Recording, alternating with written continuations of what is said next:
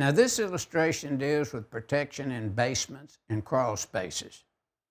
In accordance with 210.8A4 and 210.8A5, when GFCI protection is required per these sections. Now, notice that in the note, per 210.8A, single-phase 250-volt receptacles, as well as 120-volt, say, 15 or 20-amp receptacles, GFCI protection is now required. And 210.8A5 deals cord and plug connected related appliances.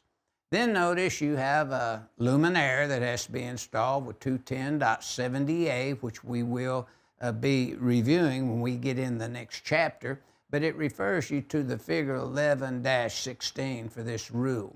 Notice in the crawl space now, you may have a little heating unit, you may have a floor furnace or some type of heating equipment, and notice you do need a wall switch light in most cases in accordance with 210.70A, or a pull chain permissible by the authority having jurisdiction.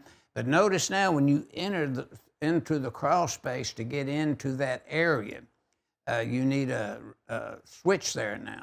So that's what you'd have to make sure you understand. And then the GFCI protections in accordance with 210.8A4, and this illustration 10-27 is illustrating protection in basement and crawl spaces in accordance with 210.8A4 and 210.8A5 that covers the requirements for these outlets to be GFCI protected.